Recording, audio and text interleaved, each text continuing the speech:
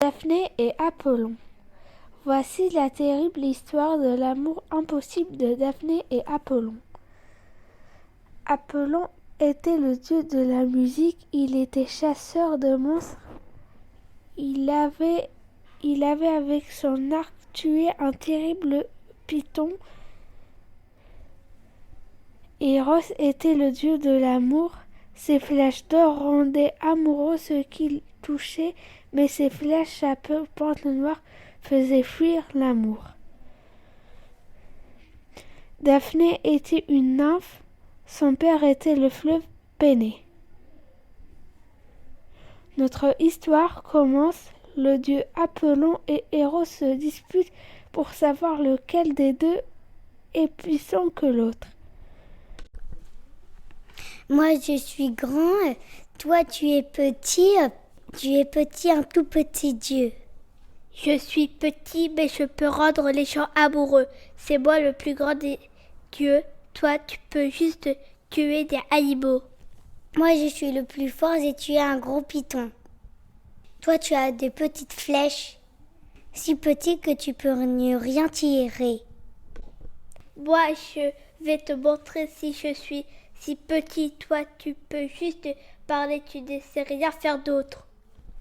On va voir si je suis un petit rien du tout qui envoie des toutes petites flèches inutiles. Vexé, le dieu Eros s'envole dans le ciel jusqu'au mont Parnasse. Il sort 2 flèches de son carquois. Il tire avec son arc une première flèche d'or.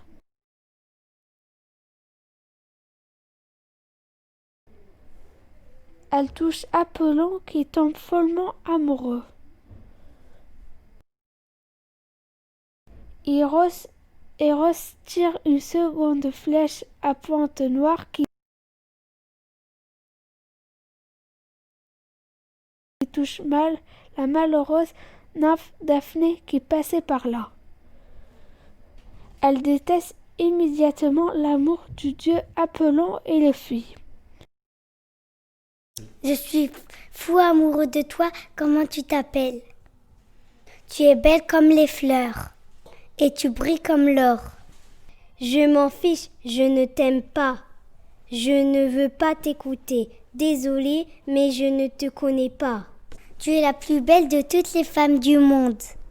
Je te ne connais pas, mais tu es magnifique. Tes yeux sont étincelants. Viens vivre auprès de moi. Laisse-moi, je ne veux pas être avec toi, je veux être seule. La nymphe Daphné commence sa course folle pour échapper au dieu Apollon. Mais je suis un grand dieu, ne t'enfuis pas. Je t'aimerai pour toujours. Reste auprès de moi. Je t'aimerai jusqu'à la fin de mes jours. Attends, ne t'enfuis pas. Apollon la poursuit et il la rattrape presque.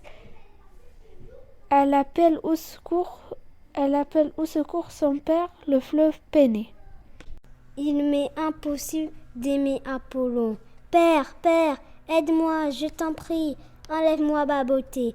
Fais-moi moins désirable pour qu'Apollon me laisse tranquille et cesse de me poursuivre. Transforme-moi, métamorphose-moi. Oui, mon enfant, je t'aiderai.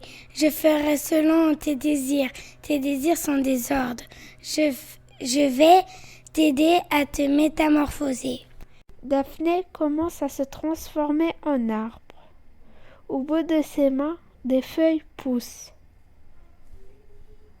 Sa tête se couronne de branches et de feuilles. Son corps devient le tronc d'arbre et se couvre d'écorce. Elle s'arrête de courir, ses pieds sont devenus racines.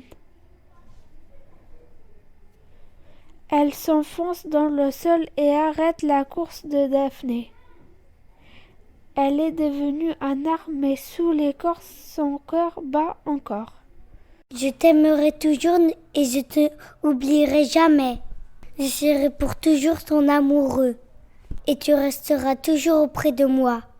Je t'honorerai.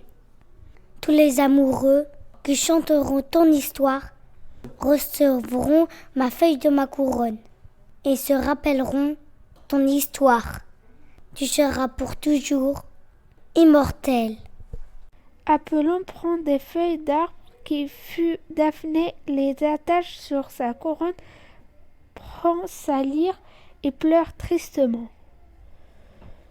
Daphné est métamorphosée pour toujours en laurier.